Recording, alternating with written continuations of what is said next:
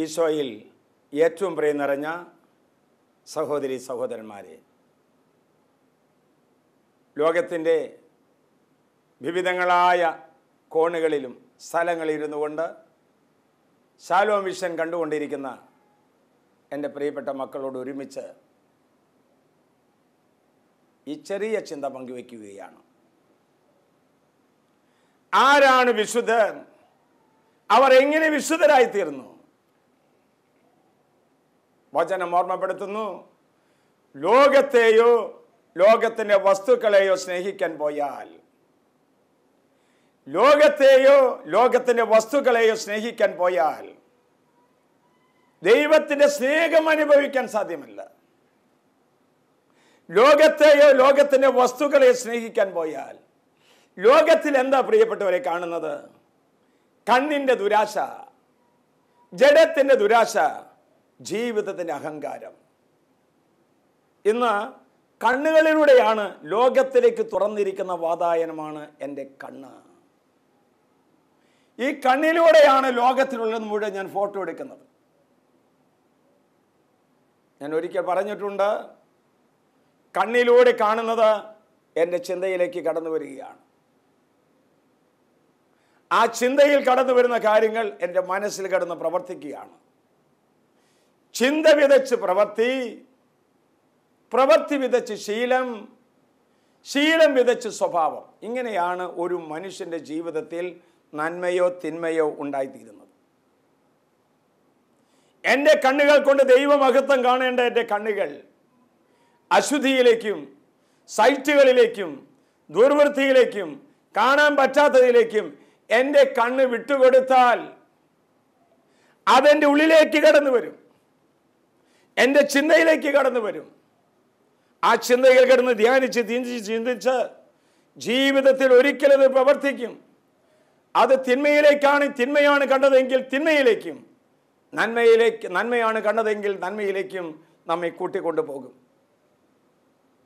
ലോകത്തിലുള്ള വസ്തുക്കളിൽ നിന്ന് വിട്ടുമാറി ദൈവം കാണിച്ചു തരുന്നത് മാത്രം കാണാനും ദൈവം ചിന്തിക്കുന്നത് മാത്രം ചിന്തിക്കാനും സമയവും സൗകര്യവും കണ്ടെത്തിയവരാണ് വിശുദ്ധർ.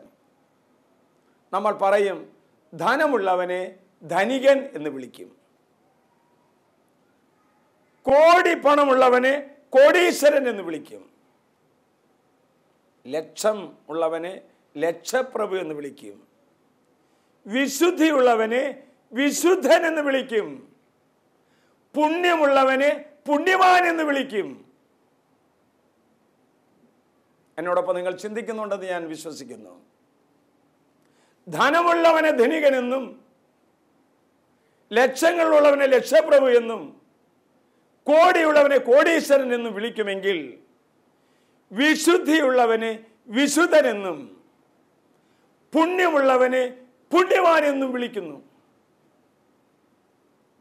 ഓരോ വിശുദ്ധന്റെയും നോട്ടം, അവന്റെ വാക്ക്, അവന്റെ പ്രവൃത്തി, അവന്റെ കഴിവുകൾ, അവന്റെ ചിന്തകൾ, അവന്റെ വികാരങ്ങൾ വിശുദ്ധിയെ വിതരണം ചെയ്യുന്നതാണ്,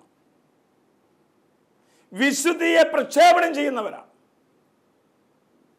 ഇപ്പോൾ ഒരു റേഡിയോ നിലയത്തിൽ നിന്ന് തരംഗങ്ങളായി നമ്മുടെ ചെവികളിൽ എത്തുന്നത് പോലെ തന്നെ ഒരു വിശുദ്ധന്റെ സാന്നിധ്യം മതി ആ സ്ഥലത്തെ വിശുദ്ധമാക്കി തീർക്കാൻ. ഒരു വിശുദ്ധന്റെ ഒരു മൊഴി മതി ആ സ്ഥലത്തെ മുഴുവൻ നവീകരിക്കപ്പെടാൻ. ഒരു വിശുദ്ധന്റെ കാഴ്ചപ്പാട് മതി ആ സ്ഥലത്തെ മുഴുവൻ പുതിയതായി സൃഷ്ടിക്കുവാനായിട്ട്. ആകയാൽ പ്രിയപ്പെട്ടവരെ, ഇന്ന് ശാലോം ടിവിയുടെ മുമ്പിൽ ഇരിക്കുന്ന മക്കളോട് ദൈവത്തിന്റെ ആത്മാവ് ചോദിക്കുന്നു, ഇന്നു നീ വിതരണം ചെയ്യുന്നത് എന്താണ്? നിന്നിലൂടെ വിതരണം ചെയ്തുകൊണ്ടിരിക്കുന്നത് എന്താണ്? നിന്റെ സാന്നിധ്യത്തിലൂടെ പ്രക്ഷേപണം ചെയ്തുകൊണ്ടിരിക്കുന്നത് നന്മയാണെങ്കിൽ ഒരു പറ്റം ആളുകളെ നന്മയിലേക്ക് നയിക്കും, തിന്മയാണെങ്കിൽ ഒരു പറ്റം ആളുകളെ തിന്മയിലേക്ക് നയിക്കും. ആകയാൽ പ്രിയപ്പെട്ടവരെ, ഇന്നൊരു തീരുമാനമെടുക്കാൻ ദൈവമായ കർത്താവ് നമ്മോട് പറയുകയാണ്. ജീവനും മരണവും നിന്റെ മുമ്പിൽ വെച്ചിരിക്കുകയാണ്. നന്മയും തിന്മയും നിന്റെ മുമ്പിൽ വെച്ചിരിക്കുകയാണ്. നിനക്ക് ഇഷ്ടമുള്ളത് തിരഞ്ഞെടുക്കാം, നിനക്ക് ഇഷ്ടമുള്ളതുപോലെ പ്രവർത്തിക്കാം. വിശുദ്ധന്മാർ നന്മയെ തിരഞ്ഞെടുത്തു, ജീവനെ തിരഞ്ഞെടുത്തു. അവിടെ സാന്നിധ്യം ഒരു വിശുദ്ധമായ ജീവിതത്തിനായി അവർ തന്നെ വിട്ടുകൊടുത്തു. തിരുസഭാ ചരിത്രം പരിശോധിക്കുമ്പോൾ വിശുദ്ധർ എന്ന് പറഞ്ഞാൽ ഒരിക്കലും പാപത്തിൽ വീഴാത്തവരല്ല പ്രിയപ്പെട്ടവരെ. പാപത്തിൽ വീണിട്ട് അതിൽ നിന്ന് പിന്തിരിഞ്ഞതിന് ശേഷം ഒരിക്കലും ആ പാപത്തിലേക്ക് തിരിച്ചു പോകാത്തവരാണ് വിശുദ്ധന്മാർ എന്ന് പറയുന്നത്. ഭൂമിയിൽ ജീവിച്ചിരുന്നപ്പോൾ സ്വർഗത്തെ ലക്ഷ്യമാക്കി ജീവിച്ചവരാണവർ. പ്രിയപ്പെട്ടവരെ, ഭൂമിയിൽ ജീവിക്കുമ്പോൾ സ്വർഗത്തിൽ കണ്ണും നട്ടുകൊണ്ട് ജീവിക്കുന്ന മനുഷ്യർ നമ്മുടെ മധ്യത്തിലും കാണാറില്ലേ? ചില ആളുകളെ കാണുമ്പോൾ എന്തൊരു വിശുദ്ധമായ ജീവിതമാണ് അവർ നയിക്കുന്നത്, എത്ര സ്നേഹമായാണ് അവർ പെരുമാറുന്നത്, അവിടെ സഹനങ്ങളുടെ നടുവിൽ എങ്ങനെയാണ് അവർ ദൈവത്തെ മഹത്വപ്പെടുത്തുന്നത് എന്ന് നീ ജീവിക്കുന്ന നിന്റെ സമൂഹത്തിൽ, നീ ഇടപെടുന്ന സഹോദരങ്ങളിൽ നീ കണ്ടുമുട്ടിയിട്ടില്ലേ പ്രിയപ്പെട്ട സഹോദര സഹോദരി? എൻ്റെ പ്രിയപ്പെട്ടവരെ, സ്വന്തം ആത്മരക്ഷയോടൊപ്പം അപരന്റെ ആത്മരക്ഷയും ശ്രദ്ധിക്കുന്നവരാണ് വിശുദ്ധന്മാർ എന്ന് പറയുന്നത്. സ്വന്തം ആത്മരക്ഷ മാത്രമല്ല, അതിലൂടെ മറ്റുള്ളവർക്കും. ഇപ്പോൾ ഒരു യുവാവ് ഒന്ന് പറയുകയാണ്, ഞാനൊരു ചെറുപ്പക്കാരനാണ്, എനിക്ക് സന്തോഷമുള്ള മേഖലകളിൽ പോകുന്നു, എന്താ അതിനെന്താ തെറ്റ്? ഞാൻ ദൈവത്തെ വേദനിപ്പിക്കുന്നില്ല. എൻ്റെ പ്രിയപ്പെട്ടവരെ, നീ ഈ സുഖത്തിൻ്റെ മേഖല തിരഞ്ഞെടുക്കുമ്പോൾ ഇത് കണ്ട് മറ്റാരെങ്കിലും തിന്മയിലേക്ക് പോകാൻ ഇടവരുന്നുണ്ടോ? അല്ലെ, വിവാഹം കഴിഞ്ഞ ഒരാൾ ആവശ്യമില്ലാത്ത മെസ്സേജ് വിട്ടു. ഈ കഴിഞ്ഞ ദിവസങ്ങളിൽ ഒരു കുടുംബം വരികയുണ്ടായി. വിവാഹം കഴിഞ്ഞ് 2 മക്കളായി. പഴയ ഒരു കാമുകന് തൻ്റെ ഭാര്യ ഒരു മെസ്സേജ് വിട്ടതാണ്, അലക്ഷ്യമായി വിട്ടതാണ്. ഭർത്താവ് കാണാനിടയായി, ഒത്തിരിയേറെ വേദനിച്ചു. അവർ 2 പേരും ഇവിടേക്ക് വരികയുണ്ടായി. ഞാൻ പറഞ്ഞു, ടു ഫർഗീവ് ആൻഡ് ഫർഗെറ്റ്. അവരോട് പറഞ്ഞു, നിന്റെ ഭർത്താവിന് വേദന നടത്തുന്ന ഒരു കൊച്ചു വാക്കുപോലും നിന്നിൽ നിന്നുണ്ടാകരുത്.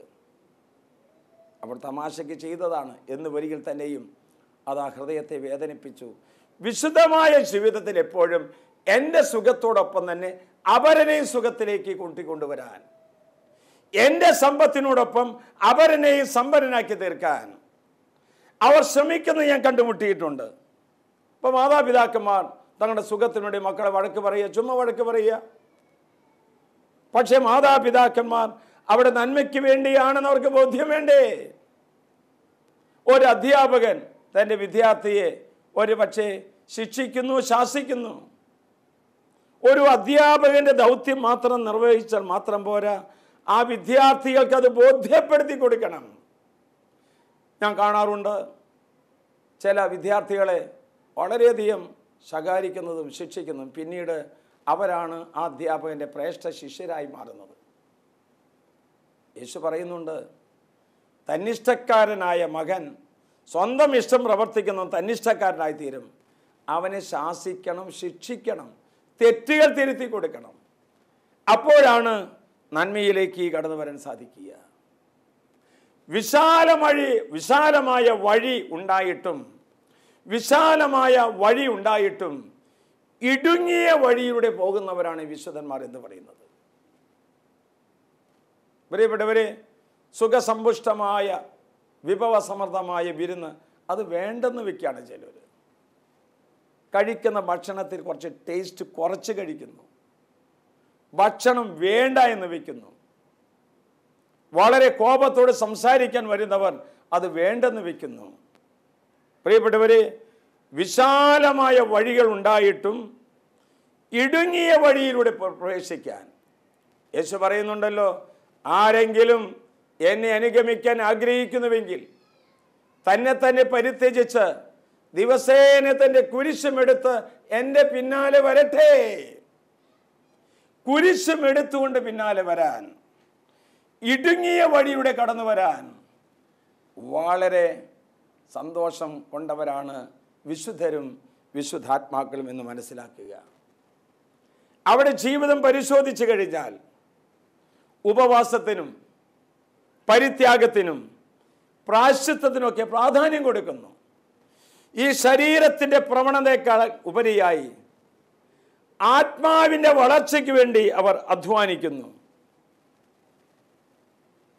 ജനത്തിൻ്റെ ഇഷ്ടം നോക്കി ഒരു ജനകീയനായി തീരുന്നതിനേക്കാൾ ഉപരിയായി ദൈവത്തിൻ്റെ ഇഷ്ടം നോക്കി ഒരു ദൈവീകനായി തീരാൻ വിശുദ്ധർ ആഗ്രഹിച്ചു.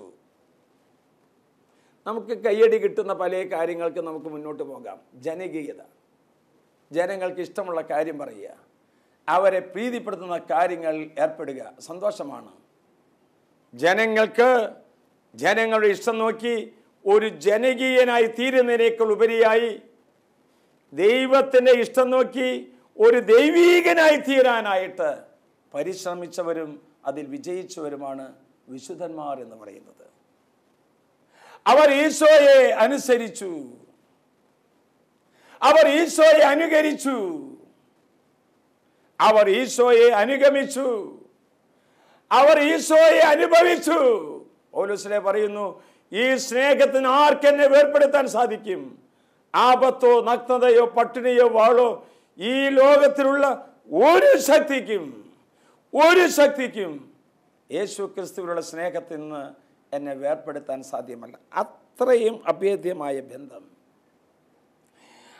കർത്താവ് പറയുന്നതനുസരിച്ച്, കർത്താവിനെ അനുഗമിച്ച്, കർത്താവിൻ്റെ പിന്നാലെ നടക്കുന്നതിൽ ആനന്ദം കണ്ടെത്തുകയാണ്. എൻ്റെ പ്രിയപ്പെട്ടവരെ, ക്രിസ്തുവിനെ അറിഞ്ഞത് മുതൽ ഒരിക്കലും പഴയ പാപസുഖങ്ങൾക്ക് പോകാത്ത എത്രയോ ജീവിതങ്ങളെ ഞാൻ കണ്ടുമുട്ടിയിട്ടുണ്ട്. ഒരു കാലഘട്ടത്തിൽ തിന്മയുടെ വഴിയിലൂടെ കടന്നുപോയി ഒരു ധ്യാനത്തിൽ കൂടി, അല്ലെങ്കിൽ ഒരു വചന പ്രഘോഷം കേട്ടു, ഒരു കൺവെൻഷനിൽ പങ്കെടുത്തു, ദൈവവചനം വായിച്ചു. അതിൻ്റെ വെളിച്ചത്തിൽ എത്രയോ ജീവിതങ്ങൾ ഇന്ന് ലോകത്തിൽ വിവിധങ്ങളായ ഭാഗങ്ങളിൽ ക്രിസ്തുവിന് സാക്ഷ്യം വഹിച്ച് ജീവിക്കുന്നു. വിശുദ്ധന്മാർ പലരും കഠിനഭാവികളായിരുന്നു. പക്ഷേ ക്രിസ്തുവിനെ അറിഞ്ഞ നിമിഷം മുതൽ 10 ഇരട്ടി വേഗതയോടെ നഷ്ടപ്പെടുത്തിയ സമയം, നഷ്ടപ്പെടുത്തിയ ആരോഗ്യവും വീണ്ടും കർത്താവിന് സമർപ്പിച്ച് മുന്നോട്ട് നീങ്ങുന്ന വിശുദ്ധാത്മാക്കളെയാണ് തിരുസഭാ ചരിത്രത്തിൽ നമ്മൾ കണ്ടുമുട്ടുന്നത്. അവർ താമസിച്ച മുറിയും അവർ കിടന്ന പായയും അവർ ഉപയോഗിച്ച വസ്തുക്കളും സ്വർഗത്തിന് വിലയുള്ളതായി കണ്ടു. അവർ ഉപയോഗിച്ച മുറിയും അവർ കിടന്ന പായയും അവർ ഉപയോഗിച്ച വസ്തുക്കളുമെല്ലാം സ്വർഗം വിലയുള്ളതായി കണ്ടു. സ്വർഗം വിലയുള്ളതായി കണ്ടു. അവന്റെ അസ്ഥികൾ പോലും സൂക്ഷിക്കപ്പെടുന്നു, ഇന്ന് തിരുശേഷിപ്പുകളായി മാറുന്നു. പ്രിയപ്പെട്ടവരെ, ഇന്ന് ഇവിടെയായിരിക്കുന്ന സർവമക്കളോടും ദൈവമായ കർത്താവ് പറയുന്നു, ലോകസ്ഥാപനത്തിന് മുൻപേ നിർമ്മലരും നിഷ്കളങ്കരും വിശുദ്ധരുമായി തീരാൻ വേണ്ടിയിട്ടാണ് ദൈവം നമുക്ക് ജന്മം നൽകിയിരിക്കുന്നത്. ലോകസ്ഥാപനത്തിന് മുൻപേ നിർമ്മലരും നിഷ്കളങ്കരും വിശുദ്ധരുമായി തീരാൻ വേണ്ടിയിട്ടാണ് ദൈവമായ കർത്താവ് ജീവിക്കാൻ നമ്മെ അനുവദിക്കുന്നത്. നമ്മളെക്കാൾ എത്രയോ നല്ല ജീവിതങ്ങൾ നമുക്ക് മുമ്പേ പോയിട്ടുണ്ട്. പിന്നെ എന്തുകൊണ്ടാണ് സഹോദര സഹോദരി നിന്നെ ജീവിക്കാൻ അനുവദിക്കുന്നത്? വചനം പറയുന്നു, നിനക്ക് വേണ്ടി, നീ ദൈവത്തിൻ്റെ കരവേലയാണ്, നിനക്ക് വേണ്ടി മാത്രം ചെയ്യാൻ കുറേ സത്പ്രവർത്തികൾ ദൈവമായ കർത്താവ് നമുക്ക് ഓരോരുത്തർക്കും മാറ്റി വെച്ചിട്ടുണ്ട്. അത് ഞാൻ തന്നെ നിർവഹിക്കണം, എന്നിലൂടെ അത് നിർവഹിക്കപ്പെടേണ്ടിയിരിക്കുന്നു. ജീവിച്ചിരുന്നപ്പോൾ മരണത്തെക്കുറിച്ച് അവർ സ്വപ്നം കണ്ടു. ജീവിച്ചിരുന്നതിന് ശേഷവും അനേകം മക്കൾക്ക് പ്രചോദനം നൽകുന്ന വലിയ സജീവ സാക്ഷ്യങ്ങളായിട്ട് വിശുദ്ധന്മാർ രൂപാന്തരം പ്രാപിച്ചു. ഇന്ന് ആ വിശുദ്ധന്മാരൊക്കെ നമ്മോട് പറയുന്നത് ഇതാണ്: ഞങ്ങൾക്കൊക്കെ വിശുദ്ധരാകാമെങ്കിൽ നിനക്കും വിശുദ്ധനായി തീരാം. ഒരു മരിയ ഗോരത്തി, ഒരു ഡൊമിനിക് സാവിയോ, ഒരു അലോഷ്യസ് ഗൊൺസാഗ, ഒരു വിശുദ്ധനായ ബെർക്കുമാൻസ്, ഒരു ഡോൺ ബോസ്കോ, ഒരു വിശുദ്ധനായ ചാവറ പിതാവ്, ഒരു അൽഫോൻസമ്മ, ഒരു വിശുദ്ധയായ എപ്രാസിയമ്മ, ഇവർക്കൊക്കെ വിശുദ്ധരായി തീരാമെങ്കിൽ നമുക്കും വിശുദ്ധരായി തീരാം. എൻ്റെ പ്രിയപ്പെട്ടവരെ, വിശുദ്ധർക്ക് ഒത്തിരിയേറെ വേദനകൾ ഉണ്ടായിരുന്നു. വിശുദ്ധർക്ക് ഒത്തിരിയേറെ അധ്വാനങ്ങൾ ഉണ്ടായിരുന്നു. വിശുദ്ധർ ഒത്തിരിയേറെ കരഞ്ഞിട്ടുണ്ട്. അവർ വേദനിച്ചത് അവിടെ സുഖത്തിന് വേണ്ടിയിട്ടല്ല, അംഗീകാരം കിട്ടാത്തതുകൊണ്ടല്ല. അവർ അധ്വാനിച്ചത് മാനുഷികമായ പ്രശസ്തിക്കോ പ്രതാപത്തിനു വേണ്ടിയിട്ടല്ല. അവർ കരഞ്ഞത് അവർക്ക് നഷ്ടപ്പെട്ടു പോയ, കിട്ടാതെ പോയ സുഖ സൗകര്യങ്ങളെ കുറിച്ചിട്ടല്ല. അവർ കരഞ്ഞതും അവർ വേദനിച്ചതും നഷ്ടപ്പെട്ടു പോകുന്ന ആത്മാക്കൾക്ക് വേണ്ടിയിട്ടുള്ളതായിരുന്നു. സ്വർഗത്തിൽ നിന്ന് അകന്നു പോകുന്ന ഓരോ ആത്മാക്കൾക്കും വേണ്ടിയിട്ടായിരുന്നു അവരുടെ കരച്ചിൽ. അത്ഭുതമായിട്ട് അവർ മരിച്ച് ഈ ലോകത്തോട് യാത്ര പറഞ്ഞു പോയിട്ടും ഇന്നും അത്ഭുതങ്ങൾ പ്രവർത്തിക്കുകയാണ്.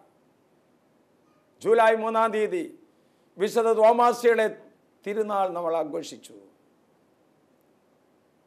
മൈലാപ്പൂര് അവിടെ കടന്നു ചെന്നപ്പോൾ അവിടെ ഉണ്ടായിരുന്ന ഒരു ഗാർഡ്, ഒരു വാച്ച്മാൻ, സൂക്ഷിപ്പുകാരൻ എന്നോട് പറഞ്ഞു, ഈ മുറിയിലാണ് തോമാശ്ലീഹ പ്രാർത്ഥിച്ചത്. ഈ ഗുഹയിലിരുന്നാണ്.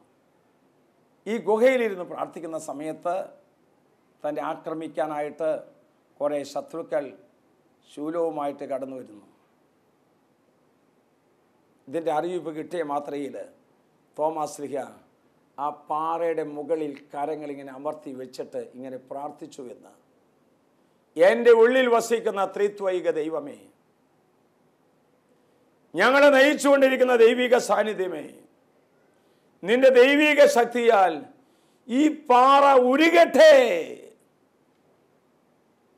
ആ കൈവച്ച സ്ഥലം, ആ പാറ ഉരുകി അതിലൂടെ രക്ഷ പ്രാപിച്ചു എന്ന് പറഞ്ഞു കേട്ടപ്പോൾ ഞാൻ അത്ഭുതപ്പെട്ടു പോയി. പ്രിയപ്പെട്ടവരെ, വിശുദ്ധന്മാർ മരിച്ചാലും മരിക്കാത്ത വ്യക്തികളാണ്. നമ്മുടെ ഇടയിലൂടെ അവർ ഇന്ന് നടന്നു നീങ്ങുന്നു, വലിയ വലിയ അത്ഭുതങ്ങളിലൂടെ, അത്ഭുത പ്രവൃത്തികളിലൂടെ. വിശുദ്ധനായ അന്തോനീസ് ഒരേ സമയത്ത് 2 സ്ഥലത്ത് പ്രത്യക്ഷപ്പെട്ടവനാണ്. ലിസ്ബണിലും പാതുവായിലും ഒരേ സമയം പ്രത്യക്ഷപ്പെട്ടു എന്ന് ചരിത്രം വായിക്കുമ്പോൾ നമുക്ക് മനസ്സിലാക്കാൻ സാധിക്കും. മരിച്ചിട്ടും മരിക്കാത്ത ചിരംജീവികളാണ് വിശുദ്ധന്മാർ. അവരുടെ പ്രവൃത്തികളിലൂടെ, സത്പ്രവൃത്തികളിലൂടെ ഇന്നും നമ്മുടെ ഇടയിലൂടെ അവർ ജീവിക്കുകയാണ്. പ്രിയപ്പെട്ടവരെ, പാപം ചെയ്യാൻ കഴിവുണ്ടായിട്ടും അത് ചെയ്യാത്തവൻ, തിന്മ ചെയ്യാൻ സാധ്യതയുണ്ടായിട്ടും അത് പ്രവർത്തിക്കാത്തവൻ, അവനാണ് ഈ വിശുദ്ധൻ എന്ന് പറയുന്നത്. നമ്മെപ്പോലെ പ്രലോഭനങ്ങളും നമ്മെപ്പോലെ മോഹങ്ങളും സ്വപ്നങ്ങളും ഉണ്ടായിരുന്നെങ്കിലും ആ പ്രലോഭനങ്ങളെ അതിജീവിക്കാൻ, ആ മോഹങ്ങൾക്കപ്പുറത്ത് ദൈവത്തിൻ്റെ സ്നേഹം കൊണ്ടുവയ്ക്കാൻ, ആ സ്വപ്നങ്ങൾക്കപ്പുറത്ത് ദൈവിക സ്വപ്നം പൂത്തുവിടത്തേണ്ട ഒരു വ്യക്തിയാണെന്നുള്ള ആഴമായ ബോധ്യവും അതനുസരിച്ചുള്ള പ്രവൃത്തിയുമാണ് അവരെ വിശുദ്ധമായ ജീവിതം നയിക്കാൻ അവരെ പ്രേരിപ്പിച്ചത്. വിശുദ്ധനായ ഫിലിപ്പ് നേരിയുടെ ചരിത്രത്തിൽ അനേകം മരിച്ചവരെ ഉയർപ്പിച്ച വിശുദ്ധന്മാരിൽ ഒരാളാണ് ഫിലിപ്പ് നേരി. റോമിൻ്റെ അപ്പസ്തോലൻ എന്നാണ് അറിയപ്പെടുന്നത്. ജിയോവാനി ഫ്രാൻസിസ്കോ എന്ന് പറയുന്ന ഒരു 14 വയസ്സുകാരൻ വളരെ മരണവുമായി മല്ലടിക്കുന്നു. മരണത്തിൻ്റെ താഴ്വരയിൽ കിടന്ന് അലയുന്ന സമയത്ത് ആ കുഞ്ഞിൻ്റെ അമ്മ, ജിയോവാനിയുടെ അമ്മ, ഫിലിപ്പിനേരി പുണ്യവാൻ്റെ അടുത്തേക്ക് ചെല്ലുകയാണ്. ഫിലിപ്പിനേരി പുണ്യവാനോട് ഒരുമിച്ച് ജിയോവാനിയുടെ അടുത്തേക്ക് എത്തുകയാണ്.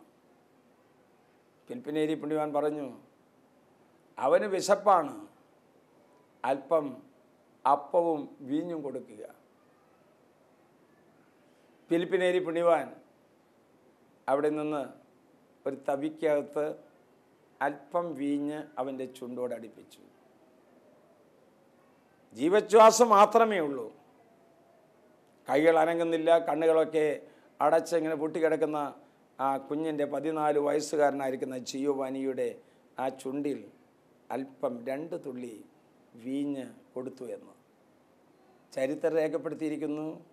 വീഞ്ഞല്ല, ഫിലിപ്പിനേരിയുടെ കരങ്ങൾ അവനെ സ്പർശിച്ചു. തൽക്ഷണം അവൻ അത്ഭുതകരമായ വിധത്തിൽ ആ രോഗത്തിൽ നിന്ന് മരിച്ചു എന്ന് പറഞ്ഞ മനുഷ്യൻ എഴുന്നേറ്റ് വരുന്ന കാഴ്ചയാണ് കാണുന്നത്.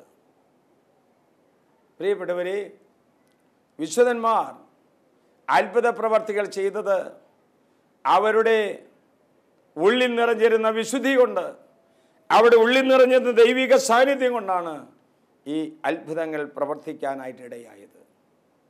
ഇന്ന് ദൈവമായ കർത്താവ് പറയുന്നു, നിന്നിലൂടെ ഒത്തിരിയേറെ അത്ഭുതങ്ങൾ പ്രവർത്തിക്കാൻ വേണ്ടിയിട്ടാണ് ദൈവമായ കർത്താവ് നിന്നെ തിരഞ്ഞെടുത്ത് ഇന്ന് ജീവിക്കാനായിട്ട് അനുവദിക്കുന്നത്.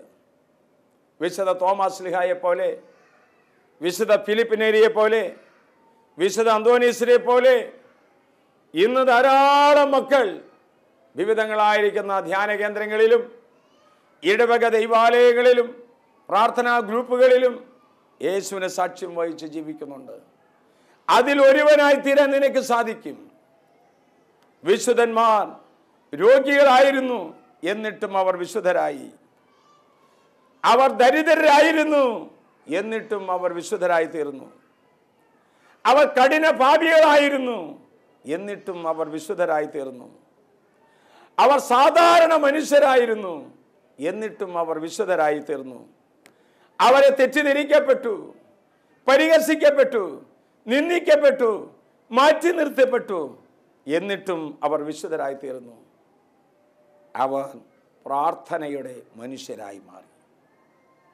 യേശുവിൽ പ്രിയപ്പെട്ടവരെ, യേശുവിനെ ഹൃദയത്തിലും യേശുവിനെ ചിന്തയിലും യേശുവിനെ മനസ്സിലും സംഭവിച്ചുകൊണ്ട് നടന്നുകൊണ്ട് ദൈവം കാണിച്ചു തരുന്ന വഴിയുടെ കടന്നു നീങ്ങുവാൻ ദൈവമായ കർത്താവ് നമ്മെ മാടി വിളിക്കുകയാണ്. കാവൽ മാലാഖമാർ ഓരോ വിശുദ്ധന്മാർക്ക് ചുറ്റും കാവൽ നിൽക്കുകയാണ്. ജോബിന്റെ പുസ്തകം 1:10, അവനും അവൻ്റെ സമ്പത്തിനും അവൻ്റെ മക്കൾക്ക് ചുറ്റും കർത്താവ് സംരക്ഷണ മുദ്ര കുത്തിയിരിക്കുന്നു, സംരക്ഷണം നൽകുന്നു. മാത്രവുമല്ല, അവൻ്റെ എല്ലാ അധ്വാനങ്ങളെയും പരിശ്രമങ്ങളെയും അവിടുന്ന് അനുഗ്രഹിക്കുന്നു. നമുക്ക് കണ്ണുകൾ അടയ്ക്കാം, കരങ്ങൾ കൂപ്പാം. കർത്താവേ, ഒരു വിശുദ്ധമായ ജീവിതത്തിന് വേണ്ടി എന്നെ പേര് ചൊല്ലി വിളിച്ചതിന് ഓർത്ത് നന്ദി പറയുന്നു. ഓരോ ക്രൈസ്തവനും വിശുദ്ധമായ ജീവിതം നയിച്ച് യേശുവിനെ അറിഞ്ഞ് സ്നേഹിച്ച് നിത്യാനന്ദം പ്രാപിച്ച് ദൈവത്തെ മഹത്വപ്പെടുത്തവൻ ഇടപെടുത്തണമേ. ഈ ജീവിക്കുന്ന കാലം എത്രയും ദൈവസ്നേഹം അനുഭവിച്ച് യേശുവിന് സാക്ഷ്യം വഹിക്കുന്ന ആത്മാക്കളെക്കുറിച്ച് തീക്ഷ്ണതയുള്ള ഒരു പാലകനായി, ഒരു മകനായി, ഒരു മകളായി, ഒരു കുടുംബമായി, സമൂഹമായി എന്നെയും എൻ്റെ തലമുറയെയും രൂപാന്തരപ്പെടുത്തണമേ. ആമേൻ.